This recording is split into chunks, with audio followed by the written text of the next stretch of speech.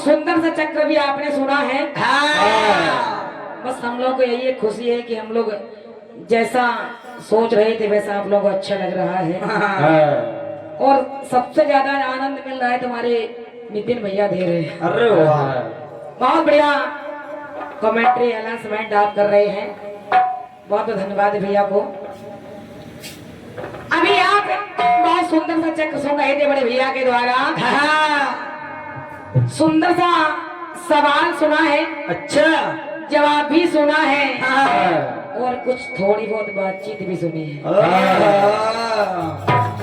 बड़े भैया आपने एक बात कही है कि मेरा ही गाना उलट पुलट करके मेरे सामने रख दिया।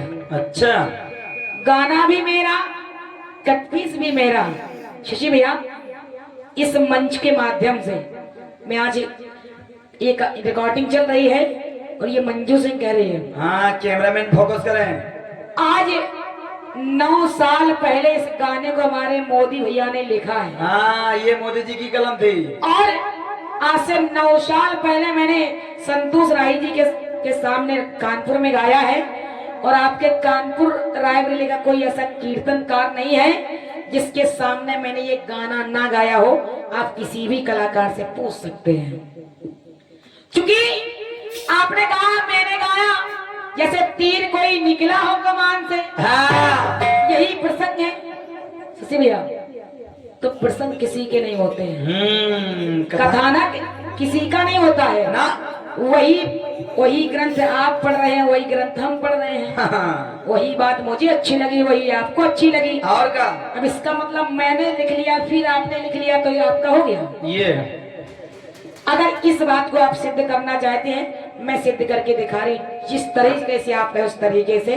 ये गाना हमारा 9 साल पुराना लिखा है और हमारा गाना है और हम ही गाते हैं। और का आप किसी भी कलाकार से पूछ लीजिए, चाहे वो लालमन भैया हो, राखी आजाद हो, बहन क्रांति माला जी हो, शशि राज हो, शशि भैया हो, या सचदेवा भाई हो, कोई भी हो, पूछ सकते हैं आप। ये बात धन्यवाद है। और आपको याद होना चाहिए बड़े भैया, आपके सामने भी मैंने एक गाना गाया है। कहा आप जाइए पोठई हवाई अड्डा पे, आपका मेरा कार्यक्रम हुआ था। आप निकाल लीजिए वो पोठई हवाई अड्डा पर आपका मेरा कार्यक्रम हुआ था। मेरे पास लिखा रखा है रायबरेली पोठई। ये बात आपके सामने मैंने एक गाना गाया है, आप इसको बरगला मत करिएगा। हम लोग कभी किसी का कोई गाना नहीं गाते हैं, ना ही किसी का कटपीस गाते हैं। चलो बेटा फिर बढ़िया आपने मेरे गाने का जवाब दिया है। आपने कहा कि कुल का कमल वो राजकमल। अब गाने का जवाब आपने दिया जैसे दीपक कोई बचता हो तूफान से। निवेदन चाहूंगे आप सबसे बड़े भैया, हेलो इसकी विसल बंद कर दे। शशि भैया आप लोग विद्वान है, यहाँ पर श्रोता विराजमान है, हमारे यहाँ पर बहुत अच्छे अच्छे आयोजक भी विराजमान है, पीछे नितिन भैया विराजमान है। आपकी पहली जवाब की पंक्ति बोल रही है, कहा कि जैसे दीपक कोई बचता है तूफान से। निवेदन चाहूंगे आपसे, दीपक बचता है कि दीपक को कोई बचाता है? समझो, दीपक अपने आप बच जाएगा। तूफान में दीपक को रख दीजिए, अब वो अपने आप जलता रहे, बुझे ना, तब तो जाने कि दीपक बचता हो तूफान से। हाँ ये बात।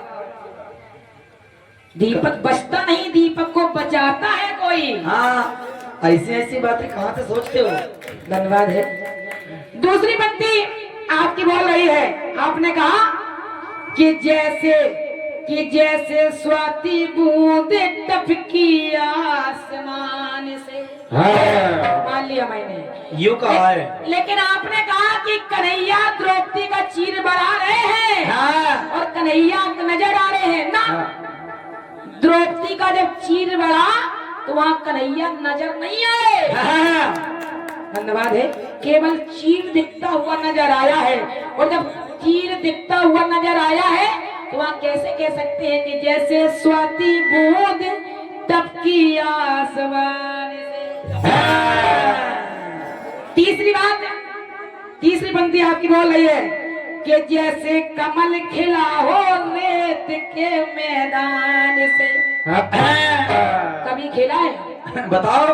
कभी देखा है किसी ने रेत के मैदान से कमल को खेलते हुए? अरे वाह, कैसे कैसे लिख देते हैं। मतलब जब आपके लिए जबरदस्ती कुछ भी लिखते जाओ। जबरदस्ती का माठा। अरे इन्हीं तर्क पर ये 101 पद मुद्राएं हैं। आप हैं आयोजक जवाबी कीर्तन खनगा बाजार महोबा। आप हैं प्रमुख सम्मानीय भैया विनोद अनुरागी जी, भैया लल्ला महाराज जी और भैया राकेश बाबू जी। हृदय से आपको धन्यवाद है, धन्यवाद है।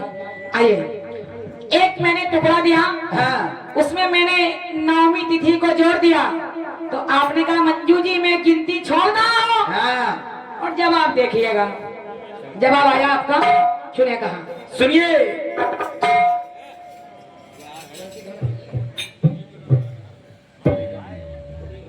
सुनेगा कहा कि कुल का कमल वो राज कमल,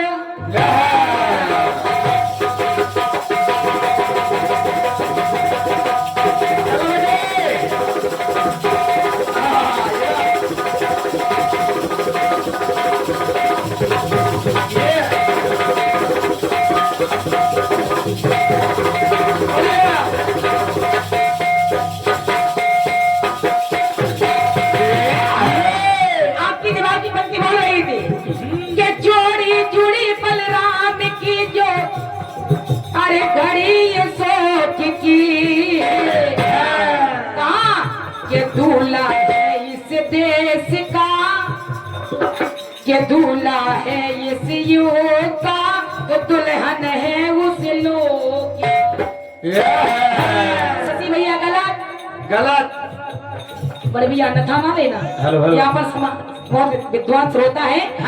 आपने कहा दूल्हा है इस लोक का और दुल्हन यानी कि रेवती जी उस लोक की। ना ना, बिल्कुल नहीं ना। जिस लोक का दूल्हा है बलराम जी, उसी लोक की दुल्हन है रेवती जी। क्योंकि रेवती के पिता रेवत जी ब्रह्मा जी के पास लेकर पहुंचे, बोले मेरे पुत्री लायक पर बताइए। उस लोक के नहीं है, इसी लोक की है। ये पढ़ने लिखने का मजा है। उसी लोक इसी लोक की है दोनों, बलराम भी और रेवती भी। चलिए आप विद्वान है, कोई बात नहीं, बढ़िया है, हो जाता है कभी कभी।